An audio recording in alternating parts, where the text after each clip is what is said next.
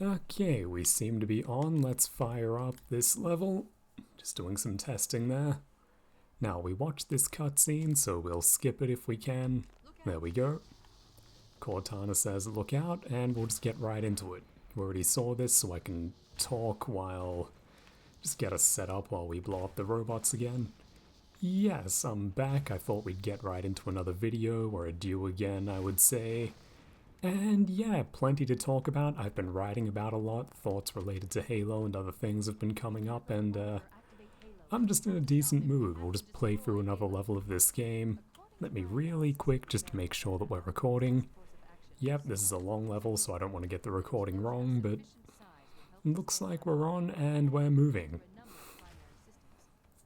Yeah, so remember, this is the point in the game where we've just gone on an adventure with our robot friend who, it turns out, had some disagreements with us on what is worth doing right now. The state of the game is everything's falling apart. Cortana has decided we are just a faction unto ourselves in everything that will be happening from here.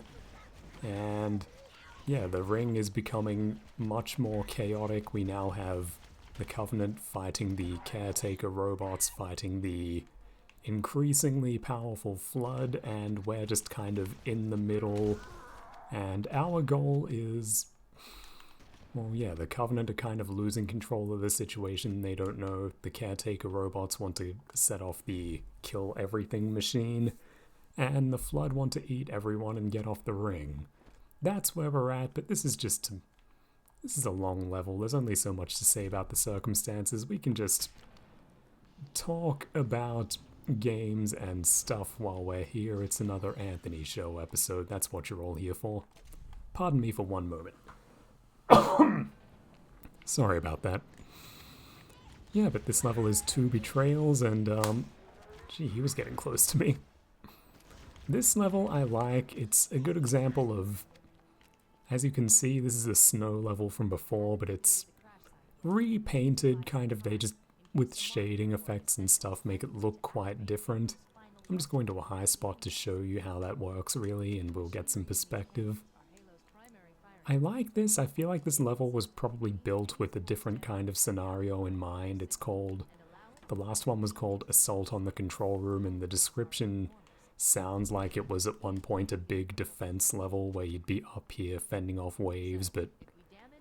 anyway, from up in this high space, let's do the graphics flip, and it's completely garish and ugly in the other setting, but you can see in each case that this level really exploits a kind of graphical tint effect to get the impression across that it's just to create a really different feeling using the same level. And Halo Combat Evolved in particular has such a, I don't really know how to put it, just a powerful use of lighting that it really does, I think, work quite well. I just feel like I'm in a different place to where the last one was. Well, not a different space. I know it's the same level, same geography and all that, but this is a different experience. It just feels different. I don't feel like I'm doing the same thing again. And also Halo's great strength is just that you can create extremely novel scenarios with the same parts, so yeah, same geography, but just by changing who's here, it's now the caretaker robots and different Covenant and the Flood. You get a completely different scenario using the game's same fundamental set of parts, which, as I'm always saying, I think is the strength of Halo, just very basic parts that have room to create very elaborate unfolding scenarios. But yeah, you know, it's funny, I didn't think I'd be giving the Halo talk again when I fired up this one, but here I am just talking about how much the fundamentals of Halo amaze me, as always. You know it's sincere because it just comes out with no prompting over and over again.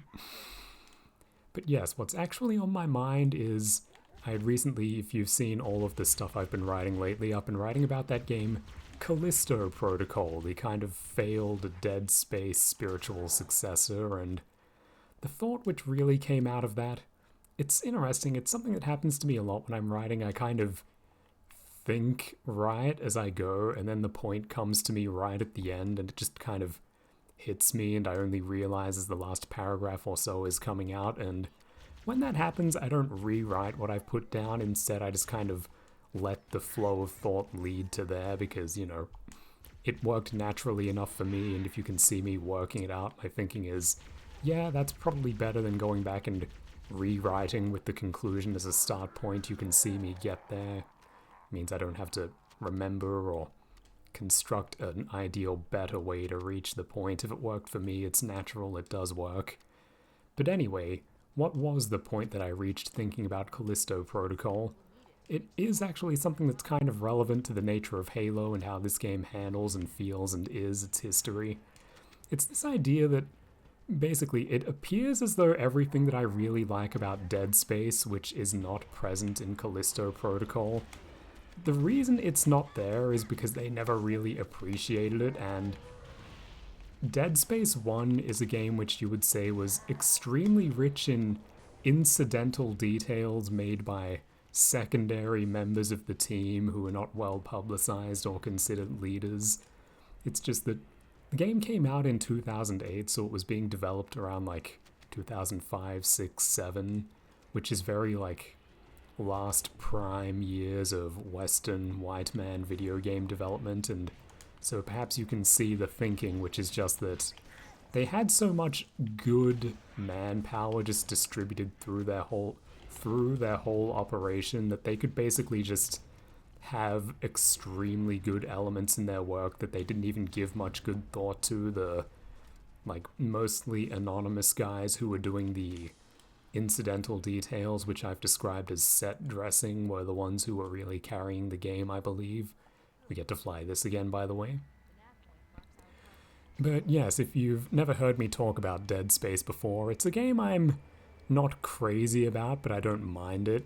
Like, don't go rushing off to play it, oh, Dead Space, it's incredible, but it's decent, and yeah, the game's centerpiece justification for the whole thing existing, the part which is, I will say, good, is the spaceship that it's set on, the USG Ishimura. It's a great kind of science fiction set, and just the way it's laid out, the way it all makes sense, brings to mind a behind-the-scenes production thing I saw of Ridley Scott and his team creating the Nostromo. Is that what it's called? I forget. The spaceship from Alien, the first movie, they put a lot of like very hard science fiction thought into that. Ridley Scott is a very intelligent man, Sir Ridley Scott. Don't let anyone forget that. He is a nerd. He went to a grammar school. He is an extremely intelligent person. He knows what he is doing. And they really did think out every detail of the spaceship from Alien top to bottom. And I believe that, yes, it's a very similar process that they use to create the design and the layout of everything in Dead Space 1. It's very pleasing to work through, and yeah, it's not something that they were flamboyantly showing off. It's kind of, it is a secondary detail in the minds of its creators, and I imagine that in their minds the primary detail was the whole shoot things, solve puzzles, move around. And another thought which kind of came to me late is that it's the kind of fundamental game that it is. It's kind of before the whole milieu of Gears of War, and afterwards it was made too early to be influenced by that. So what it instead became was a kind of, I want to say that Dead Space 1 and none of the sequels, just the first one, it feels almost more like Ratchet and Clank, but with humanoid characters and kind of like grounded proto-Obama edginess, which is quite funny. And yeah, it's a very generic video game form of that like mid-2000s kind, and it is entirely redeemed by this secondary element, which is not the game itself, but the game as an excuse to explore this virtual set of the Ishimura. And yeah, the Ishimura is not particularly well integrated into any other part of the game. As I said, as I wrote, the story is not particularly good and gets catastrophically worse in the sequels, while yeah, the game you're actually playing, the stuff you're doing in the ship, it does a decent job of encouraging you to kind of look around and pay attention to where you're going. You go back to a few places and things look different. It's not as good as Resident Evil 1, where you like really learn the place inside and out and have to like constantly cycle through it and master it. It's more like a lot of areas you only visit once and so on, but it has a very good sense of space, is what I want to say. Just, it's a nice virtual game to explore once, just to appreciate how rich it is and just these nice details, which, again, the idea is talent overflow. The idea that struck me is that these details were a product of having guys on the team who were just so good that, like, left to their own devices, they said, make a virtual spaceship, and they made one that was goddamn incredible. And then what went wrong with Callisto Protocol, I think, is that basically the impression I get is that all of the primary ideas they had to build the game around were terrible.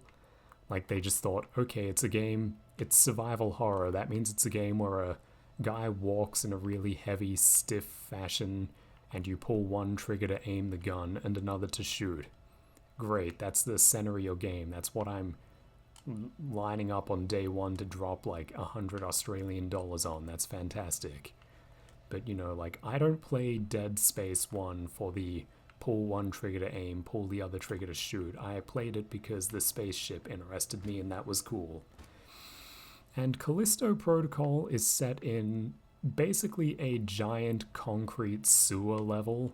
Like, it's just a succession of ugly, like, overproduced Unreal Engine maximalist, like, badly lit hallways full of rust and rubble.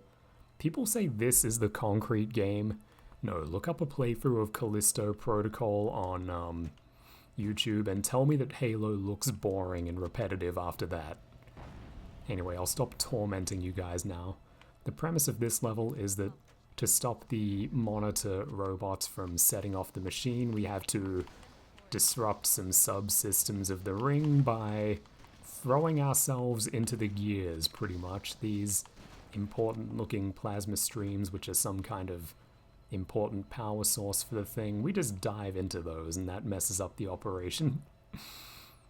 And yeah, more of these guys, and I've put myself in an interesting situation where I only brought one conventional gun, so yeah, this isn't going to be much good for fighting small, fast-flying things, is it? I can always hit them with it though, and that's a lot of fun. Breaking stuff to look tough. Great. Bungie left another one of these here on the off chance you crash-landed yours and it fell off. Now, Cortana says, unfortunately, okay, player, time to move through the really long concrete hallway gauntlet again.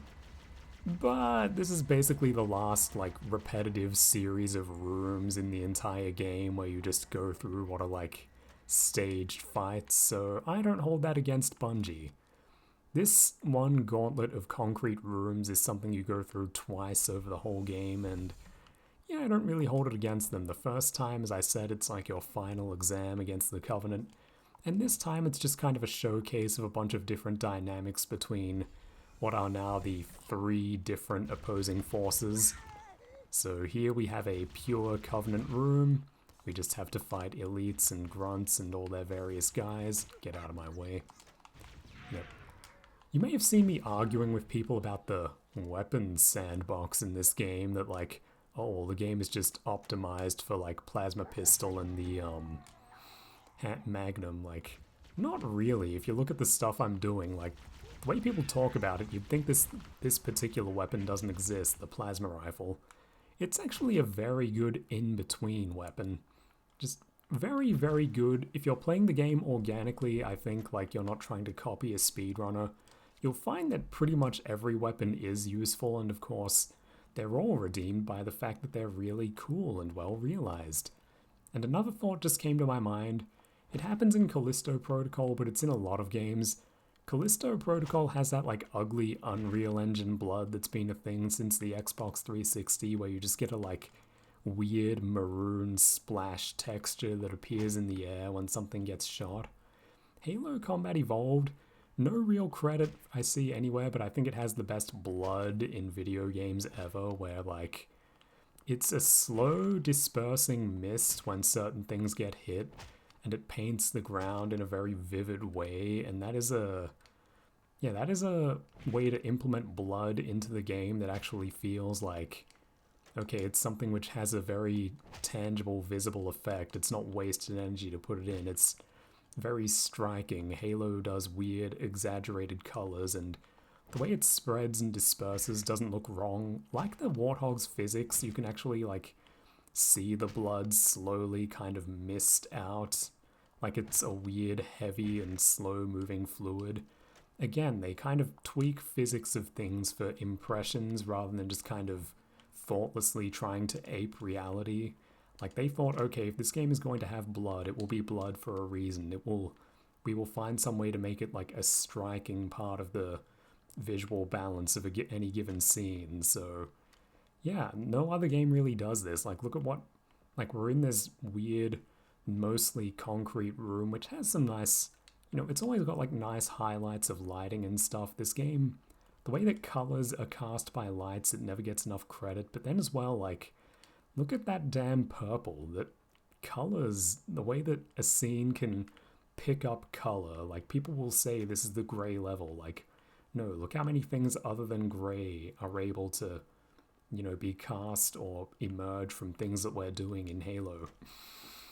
It's a really brilliant game when it comes to using color. I can just never give it enough credit. That's just more generic praise for all the different parts of Halo spilling out of me. I just can't help it. I'm the fan. I am a real fan. What can I say? I've had some encounters with fans of things recently. I could talk about that as well. There's a lot we could be saying. So many things have happened that I thought I could talk about, but I went in without any particular one in mind, and I'm just enthralled by Halo again today. It's one of those days. But yeah, what was I writing about? Yes, Calisto Protocol. There was basically no interesting element that emerged from the middle of it, from what I get the impression was just some particularly talented guy working on any given part of it, as used to be common, and you can probably see where my thinking went. Uh-oh, look. This is a new fight dynamic. The Flood and Covenant are fighting. You can see those pretty plasma bolts being cast from the distance, and of course, I don't think I've pointed it out as well how like the assault rifles all have this strange, exaggerated tracer effect because you can kind of see the hit scan projectile in motion. I think that's really cool. We'll take one of these again. It's actually pretty good for the Flood. Tear you up. I just realized with tentacles coming out of his chest, he almost looks like the Calisto Protocol monsters, just far more striking because the game isn't a mess of like anti-color. We have very rich contrast between this very particular gray lights being cast and this weird green-brown, which is the Flood uniform color. Hey, an elite survived the fighting. Oh, and look at all those guys. We'll clean them up. That elite wasn't happy. Oh gee, I forgot how this room is laid out. You get a few Flood at the start to kind of lure you in, think it's a team battle, but the Covenant have actually mostly got this one under control. Maybe I can just swing past most of them, and there's more Flood to give them trouble. Let's even try to watch this. And there goes the explosion one. And a chain explosion of their weapons going off. Oh, that elite's trying to take on the swarm. And yeah, because he's got a shield, he's pretty good at doing that. Yeah, he doesn't even care about them. He sees me. I'm the real threat. That's right, I am. And yeah, that's pretty interesting how that played out. I swung around and they did end up getting taken out by the Flood. It's just, yeah, that's the dynamic of this level. That's this level's justification in my mind. This one is loads of really big and small setup fighting spaces where if you just want to watch Flood and Covenant fight and play with the different dynamics that can create, this is the level for it. But yeah, excess creativity is kind of the word, or excess human quality. If your guys just spread through the middle of your production, are good at their jobs, I believe that they'll just obviously... You'll just have examples of people going above and beyond in your work, and those are the details that people remember. It's... whoops. Yeah, other thing I wrote recently, I've been saying it a lot. You may never have heard me state it so directly, but it's the new polemic. I've decided to just say outright that video games are actually kind of bad, and it's their secondary elements which redeem them, and yeah, those secondary elements I think come from having talent just broadly diffused through your team. Like, if you just have an army of contract slaves, none of whom are ambitious or passionate, and you're just having a crisis of leadership, nobody is inspired, then yeah, if the core of your project in the minds of everyone working on it is, oh, well, we're making a game, the point of this project is the player just moves and, like I'm doing now, just kind of moves forward and pulls a trigger for 7 hours, then yeah, what is going to be the lastingly memorable bit? Because unless you're very creative, you've like come up with Katamari Damacy, which does not happen very often, the core of your game is going to be something generic and basically not really self-justifying unless someone is looking to basically waste their own time.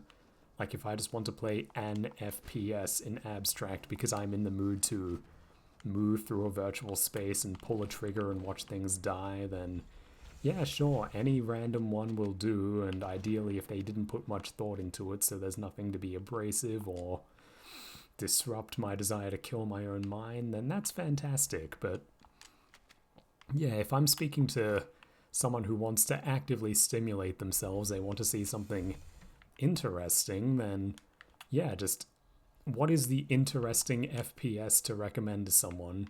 You know, it's a given that they all have the FPS part and it's basically the same every time. I don't think any game is really actively different enough on this level to be worth playing just for that. I did make that one shooting and guns video, and the closest I would come to that is a game like World of Shooting or Tarkov might be worth playing just to feel how you can make a gun feel really different in a video game, but even then, that's like 20 seconds of novelty. Unless the greater part of the experience is interesting, then it's just not really worth the time. And again, this is where secondary details come in. The lasting value, the artsy value, the, you know, will this be recommended to people with taste 20 years from now value, that comes into just all of the work done by the secondary guys. Why is Halo worth... Jesus, shotguns are powerful in this game. But yes, I'm sorry that disrupted my train of thought, but yes, the kinds of artsy value, why is this worth recommending? Halo is worth recommending not because it is an FPS. If someone says like, hey man, I love FPS, I love firing virtual guns, do I recommend Halo? Not really. I mean, you are firing virtual guns, but everything I love about it will probably just get in the way of someone who just wants to mind kill themselves for a few hours, to the point where, yeah, the pure game experience has been refined down to an art form, and that art is not a pretty one. If you just want to fire a virtual gun, I would say, honestly, just like, if you just like the experience of a gun and it doesn't even have to feel gun-like on an aesthetic level, a gun does not interest you, just play one of those like 1000 Counter-Strike and Siege and whatever clones. Ubisoft just made one recently where it's basically laser tag in a computer and there's no context or setup or basically any expectation that you will appreciate any part of it, but the raw, stimulating, well, not stimulating, anesthetizing is the word almost. You just want to get numb to the experience of pulling a trigger or clicking the mouse at something on screen.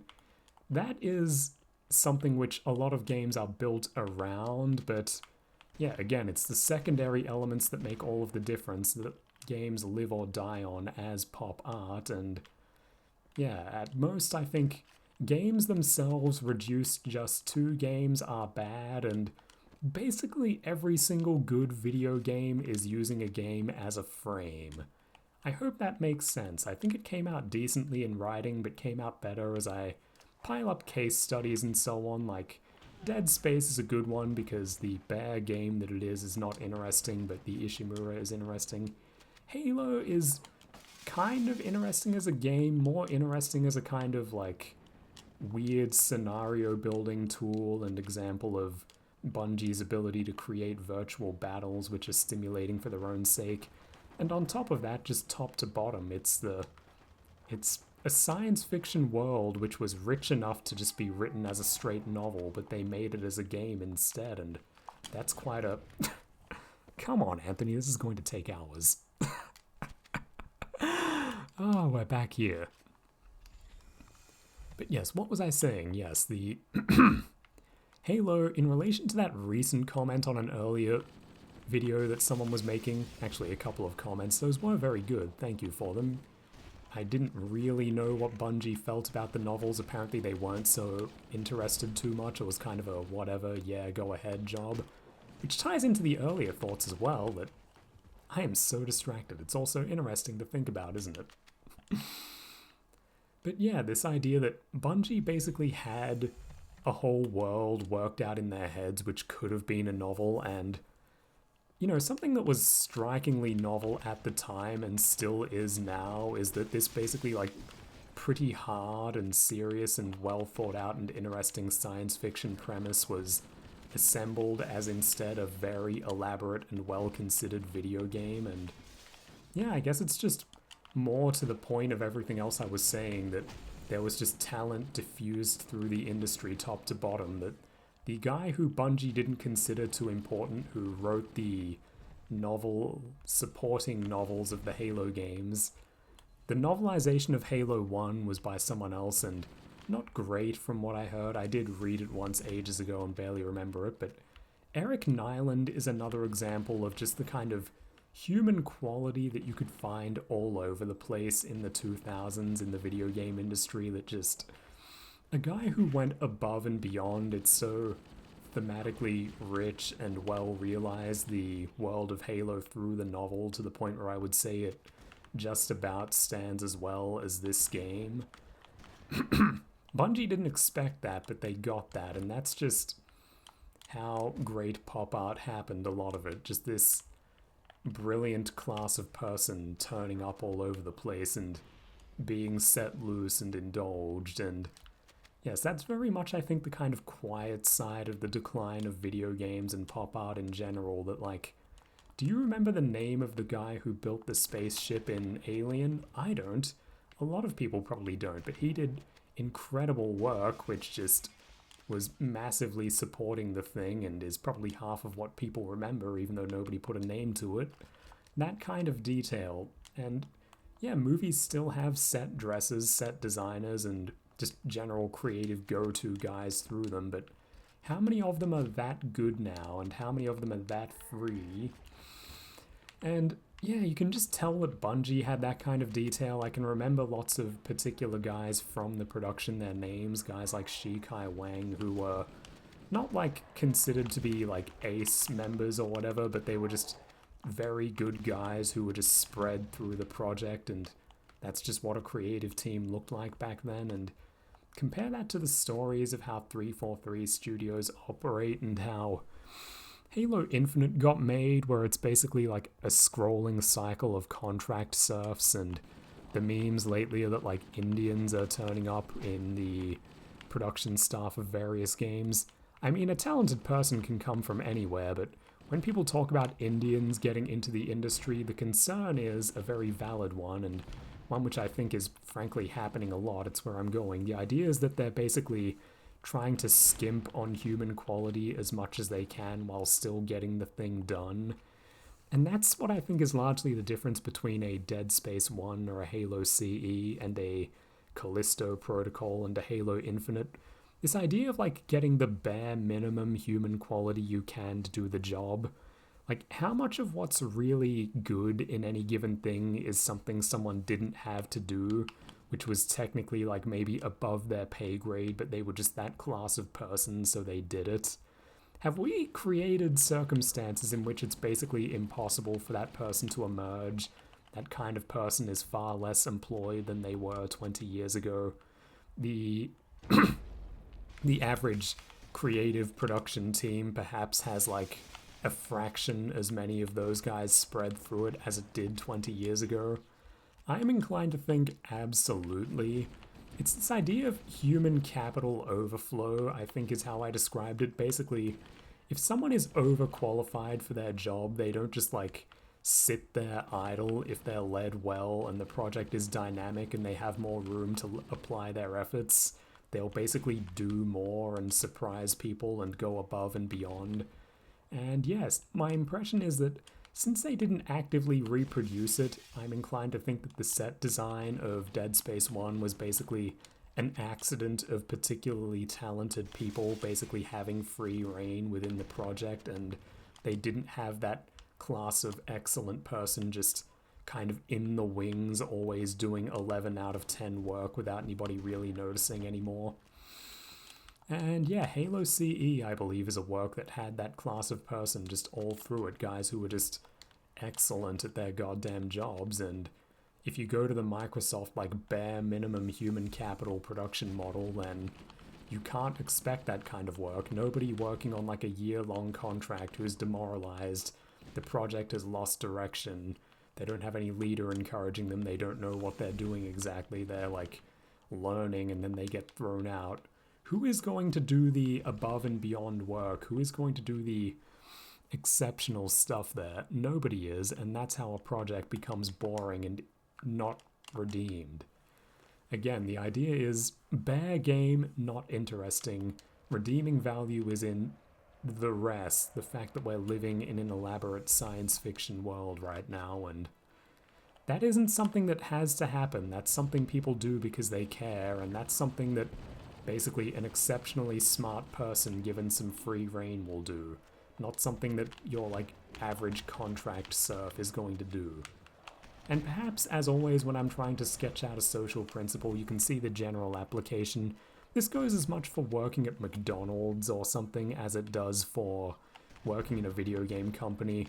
I could draw on certain stereotypes and classes of people and make this very controversial very quickly, but I'm just going to figure that you can tell what I mean by that immediately, that basically if a certain class of excellent person is perhaps working a lower job than what could potentially satisfy and completely occupy them. Why do they all have rockets? Oh my god.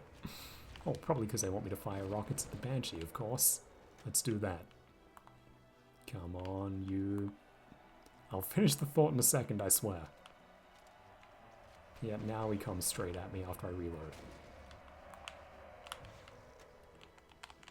That was a terrible, terrible shot. Yeah, just this idea of like basically if McDonald's used to be a place for like highly intelligent teenagers filling out their time, then yes, like that very well-to-do, well-turned-out teenager who is just temporarily doing burgers or whatever, like their excess intelligence, the fact that they're overqualified, means they'll just do a particularly good job on every level in a way that's perhaps hard to quantify even, but just that extra human quality I think is going to bleed through top to bottom. And I imagine that's true of video games, as with everything else, and in particular creative roles it's particularly prominent and notable. The extreme kind of example is something like Silent Hill, where you basically have a team effort with no given like true proper leader who everyone is just enslaved to, but every guy kind of in charge of working out how each part is meant to be on what is basically a pretty big team where everyone has a bit of responsibility. You have several artists gathered who could be personally successful artists in their own right, doing a small part of a greater thing. That is like the dream result, where like your musician could be his own pro, your 3D modeler and character designer could be like a goddamn, like just installation artist working in museums and art galleries and such all his life. That's what happened with Silent Hill and why it was so goddamn brilliant. Just everyone was overqualified basically, and they did much better than they needed to. They didn't do the bare minimum. They made like basically top shelf, like good enough to stand on its own art contributions to the project, and yeah, it just worked brilliantly like that. I'm sorry if I'm a bit scatterbrained tonight. I've just been saying and writing a lot lately, and I don't know what to tell you. I'm so excited. But yeah, hopefully that idea of just human quality diffused through a project, that makes sense. I often, when I'm writing and talking, I think I'm just flying off the rails and making no sense, and then people tell me they were happy to listen, so I suppose I should calm down. Calming down will make me do better anyway. Now, okay, one other thought I'll just get out now while it's on my mind. Yes, I'm doing this today, and I may do some other stuff soon. A certain someone wants me to do a Pikmin 2 series. That's a very nice game that'd be very easy. I might start that soon. It'd be a good excuse to pace myself and... pardon me, to pace myself and talk every day. Gee, this is a long level, isn't it? Okay, we're at this bit. That might mean we're near the end, I don't know. But yes, other thoughts that have been on my mind. Basically, games are bad, they need to be carried by secondary characteristics. Secondary characteristics are very often not planned, but instead just a product of having overqualified artists in what are considered supporting roles in a video game production. It's very much kind of a shame that it's in the name. People have it in their heads that the primary part of a video game is the game, whereas, you know, to a connoisseur audience, is that why we're here? The game? I'm playing Halo in 2024 because I'm just goddamn manic for lining up this circle over a target and pulling the trigger? Bang. Yeah, that was worth the reinstall, wasn't it? Bang! No, I'm here because Halo, the kind of multimedia, living science fiction novel, is absolutely incredible. And who was responsible for those parts? Honestly, even though like the novels have particular authors and guys are credited with specific things in this game's credit sequence, it is hard to tell. It really was a team effort, and that's another thing I've tried to talk about a few times. I think we're getting closer to quantifying it, but this whole issue of, like, in art in general, how do you basically appraise a group effort, and basically how do you even make sense of a goddamn group effort? Like, Halo is a very big, elaborate thing, and who did what? I really don't know, to the point where, like, I almost have conspiracy theories that they made it hard to read in certain ways who was doing what. Allegedly, Eric Nyland was not really an insider, which kind of surprises me. I just kind of have it in my head since the novels thematically dovetail with the game so well. I thought that they would have, like, let him into the inner huddle, the inner initiation circle of, hey buddy, here's what Halo's really about, but well, no, I suppose Eric Nyland was just an extremely intelligent guy. He wrote very cerebral science fiction. He has a STEM background, so he just kind of, maybe he just figured it out himself, I don't know, but who was the core Halo premise guy? Because this is some fairly, like, heady, complex stuff. I'm not certain, but of course, like, Marathon is fairly high concept as well, and yeah, like Jason Jones, I know he's into this to some extent, but then there's a lot of stories about Jones where he's just like, yeah, we need to put this, like, funny meme line in, and I don't care how. So, and Joe Staten came after Marathon was written. It's genuinely hard to make sense of who exactly was doing what, but yes, this idea of just human capital overflow, I think, does go some decent way to explaining it. Just, it's a satisfying answer to me of just Halo being a product of so many exceptionally talented guys in one room that just everyone did their job and then some, and it's just the sheer amount of goddamn intelligence gathered in one place just causes Kino to happen. That, I don't know about you, but that's a satisfying explanation to me. You can call it stupid, whatever. Yeah, I had a feeling there was a weapon hidden down here. And I really love how the ghost handles as well, by the way. It's kind of, I think, like a Band-Aid solution to their weird physics, the way they made them float, but it does give them a very, like, one-of-a-kind weird feeling, the way it's like an orb shaped like a aerodynamic vehicle. But anyway, I have to blow that up. And yeah, just look at more of the weird dynamics going on here. Does this really feel like a level you've seen me play? It's weird, it's kind of this twilight hour, and there are floods scattered around, and the Covenant are drawn into defensive formations, and the whole layout of the level is backwards, and Banshees are goddamn swooping constantly. And I've got rockets basically all leveled if I want them. Oh my god, I suck.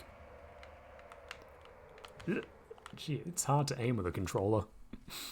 But yeah, just Bungie, I think, and video games in general benefited from the kind of overflowing of talent, and you can see the unfortunately difficult and hairy sociological question raised here, which is basically that for everything which has an overflowing of talent represented within it is going to do particularly well in ways we can't even predict or quantify. And yeah, American video games used to be that because, yeah, basically they were drawing from the extremely talented American core stock of white STEM nerd gamer, like just nerdy white STEM guys who were extraordinarily talented people. For all the grief I give them for their kind of myopic insectoid anti-artist instincts a lot of the time, just extraordinarily talented people, and even their less ambitious works were just charming and good in ways that things aren't anymore. And I lost my connection to Xbox Live. Oh well, I think we'll live. And yeah, I think it is genuinely a shame that basically the average IQ of a game studio has probably gone down, is my thinking. And yeah, that's just ditto for every goddamn institution. Back when every school teacher could speak Greek and Latin and had a classical humanities education, you know, that's much better. Can you draw that a line with that? Can you map that onto paper, how much better going to school would have been when those guys were your teachers? No, you really can't, but surely it was better. You would just be genuinely surprised at what they would pull. And the same line of thinking goes for a game like Halo. The average guy working in video games was like probably a white nerd or Asian nerd with an IQ of like 118. And yeah, just that level of human excellence spread everywhere. None of those guys are going to slack off. They're all going to be trying to take pride in their work.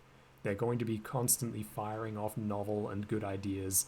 Their technical solutions are all going to be good, often exceptionally good. And yeah, ditto for the art department. If you have some exceptionally smart guys around who are, you know, you could have hired someone else who would be good enough, but you went above and beyond and you hired Shi Kai Wang. He's going to be just having the exceptionally good ideas, which are the difference between an okay game and an incredible one. Of course, that almost sounds too random. Oh yeah, I was meant to go up there, my bad. Sorry, my volume is low, so I'm not listening to Cortana. But yeah, I have to go find a Banshee now. Oh, look, a Banshee just found me. But yeah, and it's not all just kind of you throw raw intelligence numbers at it, of course. As I keep saying, the other half of Halo's brilliance is how coherently it all merges from the one kind of thematic foundation, and that foundation which is so much stronger than most other games made around this time, and the proof of it is in how it was able to be made into a novel so successfully. There was basically a novel worth of detail in Halo which they didn't feel the need to express all of within the game, but I think there's an anecdote about Quentin Tarantino giving similar advice to Eli Roth when making that rather mediocre movie Hostel. The advice is good even if Eli Roth is kind of whatever. Tarantino says to him, like, you don't have to show it all in the movie, but you should, like, in your head work out all of this. It'll show in the movie if, like, the horror operation, what the bad guys are doing in the movie is. If you understand all of it, you have a working theory of it all worked out, that will show in the final movie. That logic is basically true of Halo's construction. I don't know if it was like a production rule Bungie set for themselves, or if just in exceptionally smart and brilliant old school 2000s nerd guy fashion, they just worked it out for the sheer goddamn joy of it, and the project just kind of formed spontaneously. I don't know, but the fact that there is basically a world of worked out richness and depth behind the surface of Halo, I think just it's something they are free to draw on at any point, and the fact that they constantly did just gives the work that character, makes it so interesting. Time to go now, let's go, blow up things. Oh gee, that one had a rocket. Look at me go. Yeah, playing on normal, the first-person shooter, is not going to challenge you a lot. I have beaten this game on Legendary, I've probably said, and it does create an interesting challenge, Legendary, where you kind of build a mental map of each encounter to get through it. It's not as demanding as something like Sunlust, but the parts and dynamics of Halo can create some interesting challenges, but you won't have to do anything insane. It's just decent. But it's also a game which you can completely ignore the challenge in and still have a good time. Like, I don't know if I've mentioned I used to play this game on easy when I was a kid because I really didn't give a crap about the challenge of it and just thought that the world of Halo was fascinating, the way that NPCs would fight and stuff was fascinating. Look at that over there, that fight between the Flood and the Covenant. It's just such a well-considered... Whoops. Isn't it a well-considered detail I've never seen them get credit for, how every Covenant weapon casts light?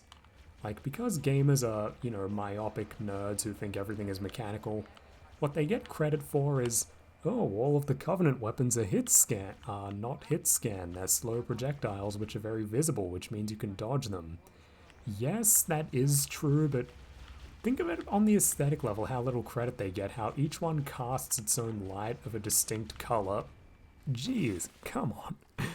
Each one casts a light of a distinct color, which in these dark, kind of grayish environments means that they get like lit up as fights are happening. And at the same time, look at the impacts, how they all also leave like a kind of impact stain, or whatever you want to call it. That is just an incredibly well thought out detail. The game actually benefits in many cases, I think, from being grey.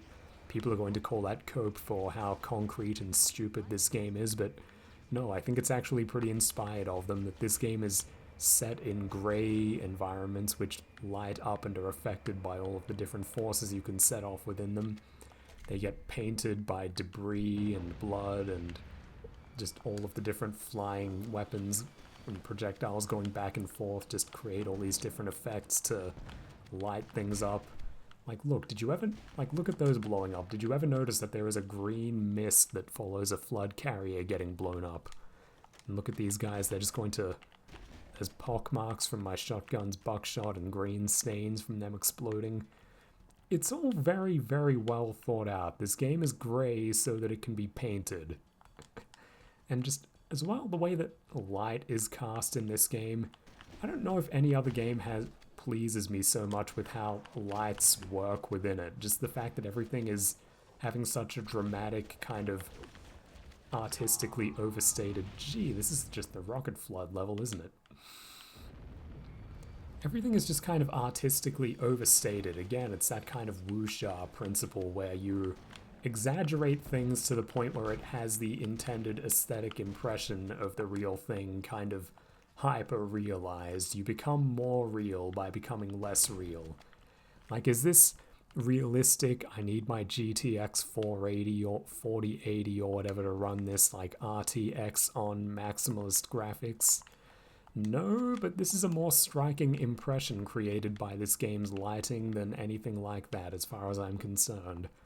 I don't think I've ever been really interested by, like, footage I've seen of, like, oh my god, look what this game can do with ray tracing, their new engine for, like, rendering light rays and so on. They put so much effort into assembling this, like, yeah, that's fine, but ultimately it's all about impressions and how it strikes me, and yeah, just tell me in the comments if it struck you. I'd like to know if anyone who could be impressed by that could somehow discover me. Do you think that, like, Alan Wake 2 or Control looks good? Like, I just look at that and think, this is pointless. Or like a Horizon Forbidden West. Like, what the hell are these games? Like, yeah, I can see that you've overproduced this in the sense of, like, I can see that you spent money here, but I can't see that you spent it well. Okay, that guy got me twice. He's good. It's all about impressions, and I really think Halo has some of my favorite lighting in terms of the final effect that it has, which is not necessarily connected to how big my graphics card needs to be to run it without catching fire. Just, where is the interesting lighting? The fact that I need a bigger graphics card to run it does not make it interesting.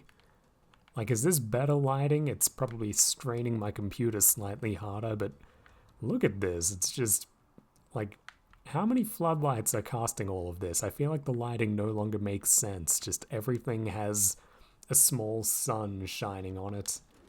Well, even then, it's not terrible. It's like, I can appreciate that, like, dark, light, something is happening, but no, the old Halo impression is much better.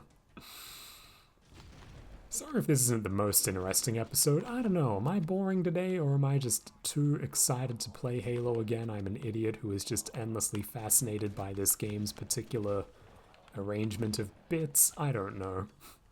I have a lot on my mind at all times. It's hard to pick a subject and stick on it. I'll just say whatever's coming. As I'm sure you know if you've been listening to this, if you're the kind of person who does. Thanks as always, it's nice if people watch. You don't have to, of course, but I appreciate it if you do. I appreciate it if you appreciate it, of course, but that's the kind of thing I meant to say at the end of the video, and this is a long level, we're not there yet. Don't worry, we don't have to go all the way back to the start of level 5, but we have to kill a bit more stuff. I think we have one more thing to hit. And the next level is a very cool one. We might fire that up soon, finish this game, and then move on to Pikmin 2. At least one of you should enjoy that. And sorry if my voice is going, I can't tell if it is. But let's see, yeah, a bit further to go. I don't know if I'm meant to have a vehicle. We'll just walk this though, we'll be fine. I've had a rocket all level. Rockets are fun, aren't they? And look at the side of this thing. It has caution, self-test. Just very rich in detail, isn't it? And I like the kind of shiny metal effect on this middle cylinder, which is all ruined in the Fern Master, of course. Shiny metal, that's all about what the Xbox is. That's another thing I was writing about recently. If I talk about it, that should probably have its own video where I talk just about that, but I have been writing about this idea. I'll at least give you the word I use. Platform. The idea that an individual console is its own class of experience rather than just basically a gimped PC. It's what consoles have become now. They basically are that, but definitely it was true back in the day that every console basically ran a certain type of game and kind of branded itself and tried to play towards the idea that it's a certain thing. And yeah, I consider things like the shiny effects on metal to be something which is essentially Xbox. I imagine on one level it's something that the Xbox's technology could do particularly well, but also there's just the matter of like Xbox became the kind of heavy metal, serious future, hard science fiction machine, so it gets all of the games which are kind of weird, shiny, like American motorbikes metal. While the PlayStation is the, ooh, look at this goddamn fight, that's cool. They've gone and set this up for our amusement. The idea, I think, is that you don't get to this fight in time to intervene, but just in the distance you get to see this Covenant defensive position get attacked by the Covenant, and they've all decided, oh no, the Master Chief is here, he's too bad, we're going to deal with him. And they're right, I am the worst thing out here for all of them. But yeah, PlayStation is kind of the Japan futurism machine, while Xbox is the Western futurism machine. And I think that came out most interestingly in the games which Japanese people made for the Xbox. I think they actually had a more refined idea of the Xbox as a unique class of experience than Americans did, and yeah, the thought that kind of brought the idea of platform to my mind, well, for one, it was a guy saying that the PlayStation 1 was a better Nintendo 64, which struck me as wrong because they're very different machines doing different things, but the second thing is, I got reminded of that silly game Brute Force by a 4chan's thread. Look it up if you haven't seen it. It's an early Xbox game, which I think Bungie did some assistance work on because the developers were having trouble. The interesting thing about Brute Force is that I think it's a game which was creatively conceived before they had really seen Halo. So it's an example of how Westerners were basically floundering before Halo gave them a kind of prompt of like, okay, this is what a video game is now.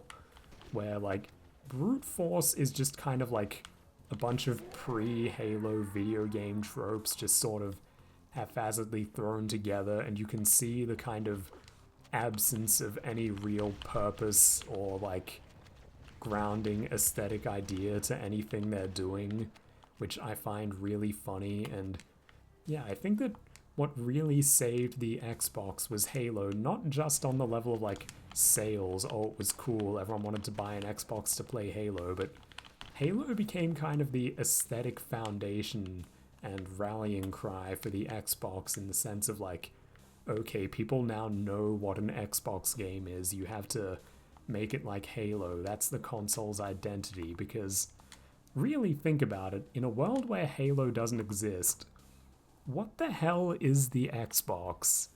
I think the Japanese could have figured it out, because I think in their culture, because of like different companies making their own machines, it was kind of an established idea in their minds of like, okay, a console has an identity, and they kind of projected one onto the Xbox, which was that it's like the American Harley Davidson shiny metal evil weird futurism machine. But I think Americans really just kind of like made a console for the sake of it, and were stuck kind of wondering, okay, we made it, now what the hell do we do? Like, why did Bill Gates make a console, and what did he think it would be? I think he was genuinely struggling to answer that before Halo. You might know that like Bungie kind of responded to what the Xbox was in making this game, but it started as a Mac game and then I think became a PC game before it finally became an Xbox game. And yeah, the Xbox to some extent informed it. Like the control scheme was built around the Xbox controller, and I'm sure that to some extent the final form that the game's graphics and such took, how it ultimately handles and looks, is owed. It's just in some respects just a technical reflection of the strengths, weaknesses, and capabilities of the Xbox. And also just the idea that they're making this for people who... It's no longer for PC gamers or Mac gamers like Marathon. To some extent they'd have had that in mind, and yeah, just the kind of picture that emerged from Bungie's experiment encounter with and experimentation with the Xbox as a platform and a piece of hardware became kind of how everyone would think of it, or at least what they thought Bungie were thinking.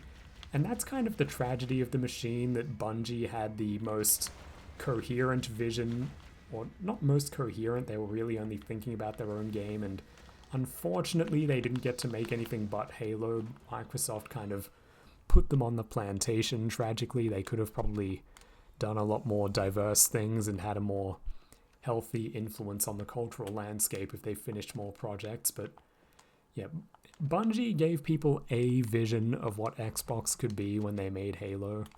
And rather tragically, Halo is, as I've been saying constantly, a very poorly understood work, meaning that the idea of what Halo, and that by extension what the Xbox could be, grew very, very distorted as it basically goes through the kind of Chinese whispers of interpretation of, oh, well, we're going to make a game like Halo because we're working for the Xbox, or just like, more generally, we're Western console devs, so the Western console flagship is Halo, and we do that. But, you know, then there's the question of, okay, but what was Halo? And people think, oh, well, it's FPS with 2 guns. So a console game that's good, a game which is of a kind with Halo, is when it's a console FPS and the man holds 2 guns. That is not the idea. Ideally, what would have happened is it would have been understood that what Bungie did when they made Halo for the Xbox was they basically took the kind of manpower and ideology of the PC game and put it in a box, which was, you know, like high concept nerd tools married to high concept nerd fiction, which is what Bungie always were at the best of times. That could have been the Xbox. It could have basically become the thing that PC gaming, PC game development sensibilities made for a console go-to. Xbox could have basically had PC games for the console market in the best sense of, okay, they're serious, heavy titles which are, made for more thoughtful people who are really entertained by strong technical novelty and ingenuity and some fairly hard science fiction or whatever's going on, basically technically high concept and aesthetically high concept works. That is what makes Bungie different, and that's why Halo was so striking of a console game. And if people copy that, that could have been really something, but instead the idea was, oh, well, it's when there's a science fiction man who holds two guns. So there's this idea of, oh, well, Gears of War belongs on the Xbox because, yeah, science fiction man holding two guns. What a tragedy. But yeah, the Xbox has kind of been bleeding character as we get further out from Halo Combat Evolved until eventually we get to, the Xbox Series X or whatever, and nobody wants that because there is nothing distinct about it. It's basically the PlayStation with a less popular name, and the PlayStation has its own distinct titles, and yeah, this idea of exclusives used to make sense under the principles of platform. The idea is like a game can truly belong on one or the other. But now what it's become is basically holding games hostage as the experiences converge and you're basically playing. Every console is basically just like, well, not every. Nintendo is still their own class of experience, but PlayStation and Xbox kind of became PCs for the TV in the most vulgar and bad sense, unfortunately. And yeah, Xbox really is a machine which has no reason to exist but to hold games hostage because Bill Gates wants market share and some people buy it out of habit to play Madden and Call of Duty on, even though the PlayStation can do that as well. What is the Xbox One, what is the Xbox Series X but an identity crisis for basically a console which hasn't had a good conception of itself or idea of what it is or why it ought to exist since Halo was new. And yeah, that's kind of my brief round out of the platform idea as a treat for all of you, and this is a really interesting level, so I'll start it again from zero next video so you can set the scene again and you can watch me play through this. It'll be fun, I assure you. But that's a bunch of stuff that's on my mind lately. I hope you enjoyed some of it, and we'll call it here and do this level next video, and if I get prompted by enough people, if enough people go and poke me, maybe it'll be tomorrow or something. And for now, I hope you enjoyed this one, and I'll call it here. Thanks for watching.